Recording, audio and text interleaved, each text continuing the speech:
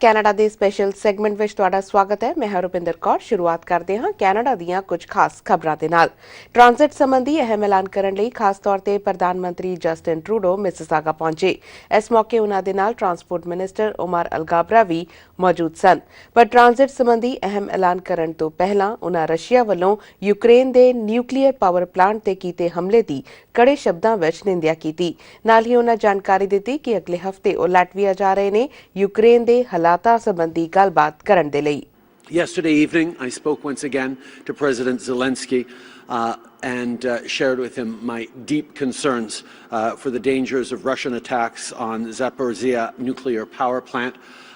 Obviously, we need to see great care taken and a de-escalation of violence in general in Ukraine, but specifically around nuclear power plants. That would be a compounding level to this crisis and problem that nobody wants to see, and we certainly hope that will be the case moving forward.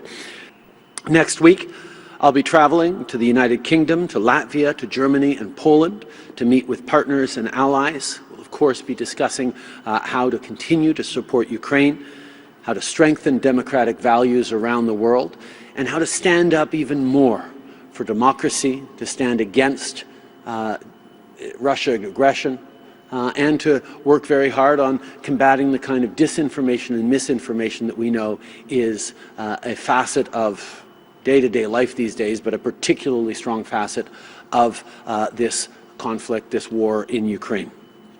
ਇਸ ਦੇ ਨਾਲ ਹੀ transit ਸੰਬੰਧੀ ਅਹਿਮ ਐਲਾਨ ਕਰਦਿਆਂ ਪ੍ਰਧਾਨ ਮੰਤਰੀ Justin Trudeau ਨੇ ਜਾਣਕਾਰੀ ਦਿੱਤੀ ਕਿ ਸਰਕਾਰ ਵੱਲੋਂ ਮਿਸਿਸਾਗਾ ਟ੍ਰਾਂਜ਼ਿਟ ਵਿੱਚ $271 ਮਿਲੀਅਨ ਦਾ ਨਿਵੇਸ਼ ਕੀਤਾ ਜਾ ਰਿਹਾ ਹੈ, ਜਿਸ ਨਾਲ 358 ਹਾਈਬ੍ਰਿਡ ਬੱਸਸ ਮਿਸਿਸਾਗਾ ਟ੍ਰਾਂਜ਼ਿਟ ਵਿੱਚ ਪੁਰਾਣੀਆਂ ਬੱਸਾਂ ਨੂੰ ਰਿਪਲੇਸ ਕਰਨਗੀਆਂ।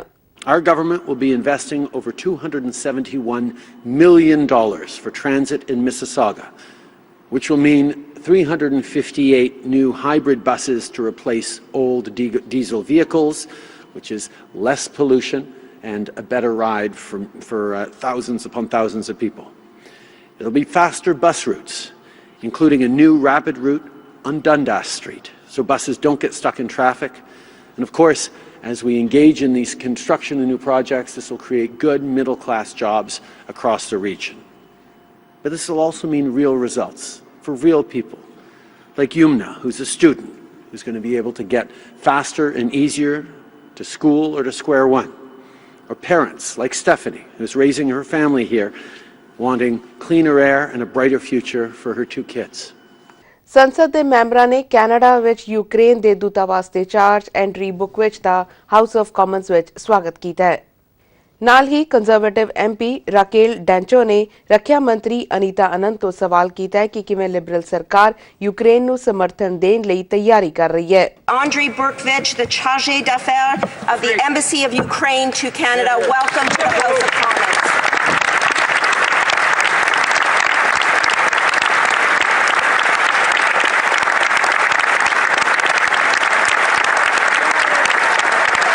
Given Canada's very vocal support internationally, and given the threats issued by Putin and the Russian regime to punish those who try to stop them, Canada must be prepared for a worst-case scenario. This is the government's paramount responsibility, Mr. Speaker.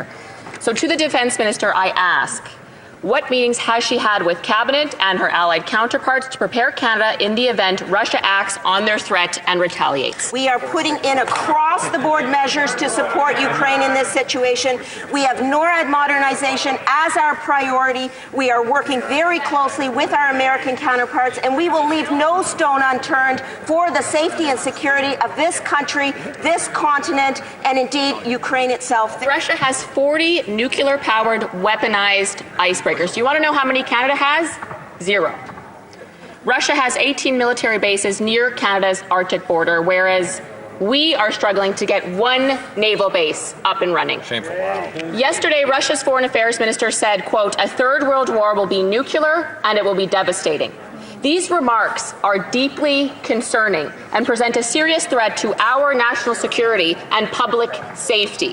So I'm asking the government, what measures are they taking this seriously, Mr. Speaker? I'm not quite convinced by the Minister of Defence answers. What meetings has she had to make sure we are prepared? I would like to assure my honourable colleague and this House of Commons that we are indeed prepared for every eventuality, including the information that we have received relating to nuclear oversions that Mr. Putin has been making. I would like to say that we need to be non-provocative and we need to be rational in this situation, and we need to act together as a country and support each other in this time of need. Thank you, Mr. Speaker. ਕੋਵਿਡ-19 ਦੇ ਤਾਜ਼ਾ ਹਾਲਾਤ ਅਤੇ vaccine ਸੰਬੰਧੀ update ਲਈ federal health officials ਵੱਲੋਂ media briefing ਕੀਤੀ ਗਈ।